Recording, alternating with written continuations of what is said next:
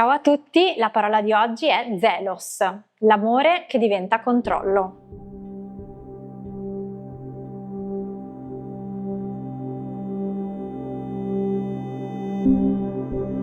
Voglio citare una canzone che dice I'm jealous of the way you're happy without me, cioè sono geloso del modo in cui riesci a essere felice senza di me.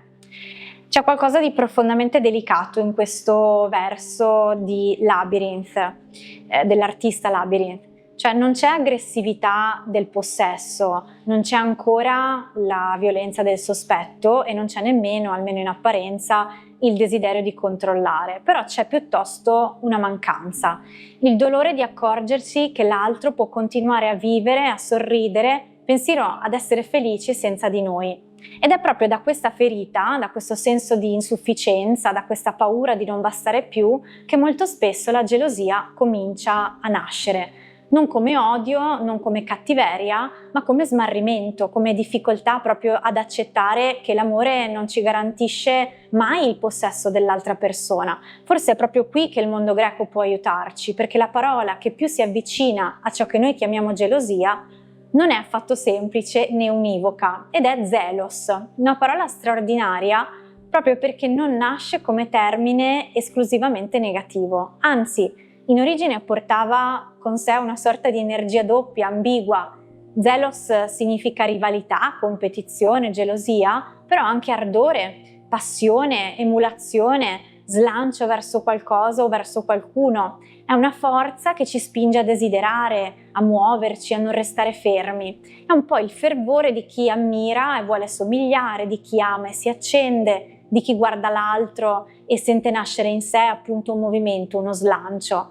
Anche l'etimologia ci conduce in questa direzione. La parola è collegata al verbo zeo, bollire, essere in ebollizione. Quindi lo zelos, prima di tutto, è un calore interiore, un ribollire dell'animo, per dirla in termini più chiari. Non è una patologia, non è un vizio, è sicuramente una tensione viva, un'intensità e forse proprio per questo è così pericolosa, perché ciò che nasce come slancio può anche corrompersi e diventare ben altro, può trasformarsi sì in rivalità, in invidia, in paura o addirittura anche in possesso. Dalla stessa radice viene anche il nostro zelo, la parola che noi utilizziamo e che in generale conserva un lato positivo del termine, quindi la dedizione, l'impegno fervente, la partecipazione intensa. Il problema quindi non è lo zelos in sé, il problema è il momento in cui questa energia smette di essere apertura e diventa chiusura, smette di essere ammirazione ma diventa controllo, smette di essere amore e diventa paura di perdere. Quindi è un passaggio molto sottile, però decisivo, perché la gelosia non nasce quasi mai dal nulla, nasce spesso da qualcosa che all'inizio somiglia persino all'amore più autentico, il desiderio di custodire, di restare vicini, di non essere dimenticati. Quindi il punto è che l'amore, quando non riesce più a tollerare la libertà dell'altro, si altera e allora lo zelos si deforma. Non è più slancio verso l'altro, ma pretesa sull'altro. Non è desiderio di comunione, ma angoscia di esclusione. Non è ardore, ma sorveglianza. Ecco, il mito greco ci racconta con grande precisione, anche forse crudele, questo aspetto con la storia di Deianira. È una vicenda che conosciamo attraverso una tragedia che è quella delle Trachinie di Sofocle ed è una delle storie più interessanti e dolorose perché non mette in scena una donna mostruosa, una creatura cattiva, ma è una donna umana, profondamente umana, nel senso che Deianira ama Eracle e lo ama con un amore inquieto che nasce dalla consapevolezza di non poterlo trattenere veramente. Eracle è un eroe sempre in movimento, è l'uomo delle mille imprese, delle assenze, delle conquiste, quindi in realtà insomma è un uomo che appartiene anche al mondo della guerra, dell'avventura, del desiderio. E quando nella loro storia compare Iole, una giovane bellissima condotta da Eracle come preda di guerra, Deianira avverte con lucidità il rischio di essere sostituita. E non si tratta solo di orgoglio ferito, ma si tratta proprio del terrore di non essere più necessaria, di non essere più scelta, di vedere il proprio posto nel cuore dell'altra persona occupato da qualcun altro. E allora Deianira, in buona fede, compie un gesto che è insieme amore, paura e illusione. Ricorre ad un espediente, cioè al sangue del centauro Nesso, poiché è convinta che potesse funzionare come un filtro d'amore, capace quindi di riconquistare il marito e di riportarlo a sé.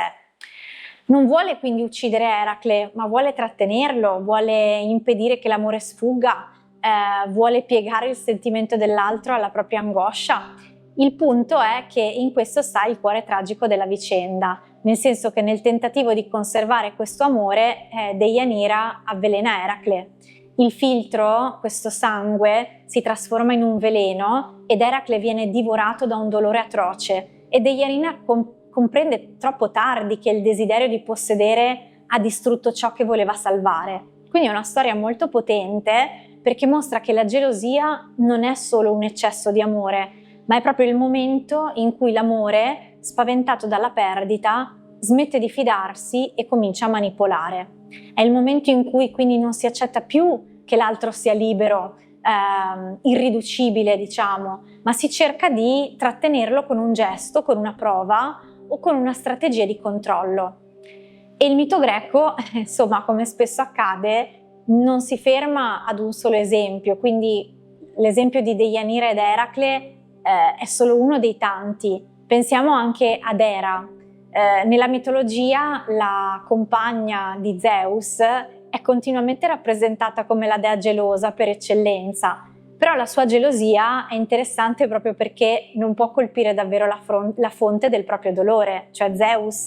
Zeus è intoccabile, quindi Hera riversa la propria rabbia su tutte le donne che egli abbia amato e poi anche sui figli nati da quelle unioni. Quindi la gelosia anche qui non resta mai immobile dentro chi la prova, ma cerca un bersaglio, si sposta, colpisce dove può, deforma i rapporti, trasforma il dolore in persecuzione. Pensiamo ancora a Medea, che pur sapendo che la sua vicenda è molto più complessa della semplice gelosia, è impossibile non considerarla, no? Quindi il tradimento di Giasone e la sostituzione con un'altra donna fanno esplodere in Medea una ferita in cui amore, umiliazione, rancore, desiderio di vendetta si intrecciano fino a diventare distruzione assoluta. Non solo i greci parlano di questo aspetto, ma anche il mondo latino. Ovviamente i romani ereditano dal greco sia la parola, zelus, sia anche l'attenzione per i moti dell'animo che trasformano l'amore in una sofferenza e in una rivalità. Per esempio in Ovidio, soprattutto nelle Eroides, ma anche nelle Metamorfosi, la passione amorosa diventa spesso un luogo instabile, dove il desiderio non sa accendere la distanza e diventa una sorta di tormento. Ma anche in Seneca la riflessione sulle passioni mostra con chiarezza che ogni affetto, quando perde la misura, rischia di trasformarsi nel proprio contrario, quindi in un aspetto profondamente negativo. Non è un caso che il latino usi anche altre parole come invidia, livor, suspicio, proprio per sfiorare il territorio della gelosia, perché questo sentimento in realtà è un intreccio di paura, confronto, ferita, bisogno di conferma e via dicendo. E quindi questo forse è il punto più importante che gli antichi ci consegnano.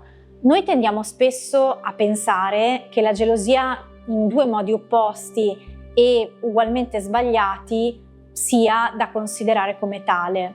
O la demonizziamo, quindi come qualcosa di vergognoso, o diventa, diciamo, una prova d'amore, quindi è molto romantica.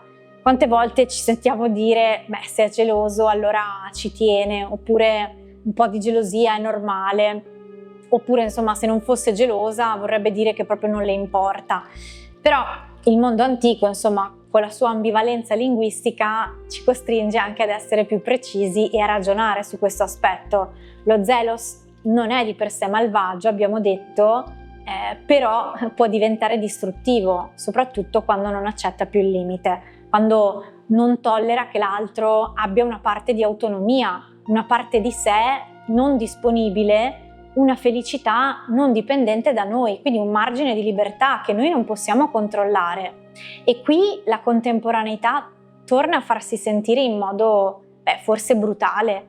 Oggi la gelosia raramente assume la forma tragica di un filtro avvelenato, sicuramente quindi ci sono storie diverse rispetto a quelle di Deianira e di Eracle, però senza dubbio prende anche forme più sottili e anche più pericolose. Non so, il telefono controllato, la password condivisa per trasparenza, la geolocalizzazione che viene scambiata per prova d'amore, o i social che vengono letti come degli archivi di indizi, i silenzi che vengono misurati, le visualizzazioni che diventano sintomi di non so, allontanamento. Quindi è una sorveglianza affettiva anche questa, che spesso non riconosciamo come tale, perché si traveste un po' da cura, da attenzione, da fragilità, e però è un meccanismo simile a quello degli antichi, cioè il senso di mancanza diventa paura, la paura diventa bisogno di controllo e il bisogno di controllo finisce per soffocare un legame che in realtà si voleva proteggere. Quindi la lezione più forte che ci arriva da Zelos è questa doppiezza. Non dobbiamo cancellare l'intensità dei nostri sentimenti o diffidare di ogni passione. Non dobbiamo immaginare un amore freddo o comunque senza tremore. Lo Zelos nel suo lato luminoso è anche ciò che ci fa uscire da noi stessi, che ci accende, che ci fa fare anche cose folli per certi versi e che ci spinge a prenderci cura, a desiderare o a partecipare con tutto il nostro cuore. Però proprio per questo va custodito, perché il confine tra intensità e possesso è sottilissimo e l'amore, quando dimentica che l'altro non è mai una proprietà, comincia a trasformarsi in qualcos'altro. Quindi forse potremmo porci un'unica domanda, una domanda finale, no? Non è se sia possibile amare senza provare mai gelosia. La domanda più sottile forse è questa: quando lo slancio dell'amore smette di essere apertura e comincia a diventare controllo? Come riconosciamo il momento in cui il nostro zelos, che è nato come fervore assolutamente positivo, si sta deformando in paura di perdere, in bisogno di verificare, in desiderio di trattenere? Ecco, gli antichi non ci offrono purtroppo una risposta semplice, univoca, però ci mostrano una verità che resta potentissima. Quindi il contrario della gelosia non è l'indifferenza, ma è una forma più alta e più difficile di amore, cioè quella che sa restare intensa senza diventare prigione, che sa ardere senza consumare e che in qualche modo accetta che l'altro ci sia vicino non perché è costretto a restare, ma perché in qualche modo continua liberamente a sceglierci. Grazie mille e ci vediamo alla prossima puntata.